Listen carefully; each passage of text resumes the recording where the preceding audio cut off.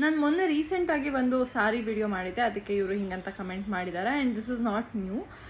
ಯಾವಾಗೆಲ್ಲ ನಾನು ಒಂದು ವಿಡಿಯೋದಲ್ಲಿ ಒಂದು ಲೈನ್ ಇಂಗ್ಲೀಷ್ ಬಳಸಿದ್ರೆ ಸಾಕು, ಈ ಕನ್ನಡ ಪ್ರೇಮಿಗಳು ಎಲ್ಲಿರ್ತಾರೋ ಎಲ್ಲರೂ ಓಡಿ ಬಂದು ಹಿಂಗೆ ಕಮೆಂಟ್ಸ್ ಮಾಡ್ತಾ ಇರ್ತಾರೆ.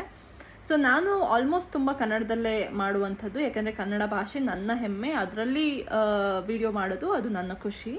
ಆದರೆ ಈ ಪ್ರಮೋಷನ್ ಎಲ್ಲ ಮಾಡ್ತೀನಲ್ಲ, ಆವಾಗ ನಾನು ಸ್ವಲ್ಪ ಇಂಗ್ಲೀಷ್ನ ಯೂಸ್ ಮಾಡ್ತೀನಿ. ಯಾಕಂತಂದರೆ ಅದು ರೀಚ್ ಚೆನ್ನಾಗಾಗಲಿ, ಬಿಸ್ನೆಸ್ ಮಾಡೋರಿಗೆ, ಬಿಕಾಸ್ ಅವರು ದುಡ್ಡು ಹಾಕಿರ್ತಾರೆ ಅದರಲ್ಲಿ, ಬಿಸ್ನೆಸ್ ಮಾಡೋರಿಗೆ ಒಳ್ಳೆ ರೀಚ್ ಸಿಗಲಿ ಅನ್ನೋ ಕಾರಣಕ್ಕೆ ನಾನು ಎರಡನ್ನೂ ಮಿಕ್ಸ್ ಮಾಡಿ ಮಾಡುವಂಥದ್ದು. ನೀವು ಕನ್ನಡ ಮಾತಾಡಿ ಅಂತ ಹೇಳಿ, ಕನ್ನಡ ಬಳಸಿ ಅಂತ ಹೇಳಿ ಅದರಲ್ಲಿ ತಪ್ಪಿಲ್ಲ. ಆದರೆ ಈ ಥರ ಶಬ್ದಗಳನ್ನ ಉಪಯೋಗಿಸ್ಬೇಡಿ, ಯಾಕಂದರೆ ನಮ್ಮ ಕನ್ನಡ ಭಾಷೆ ಇದಲ್ಲ.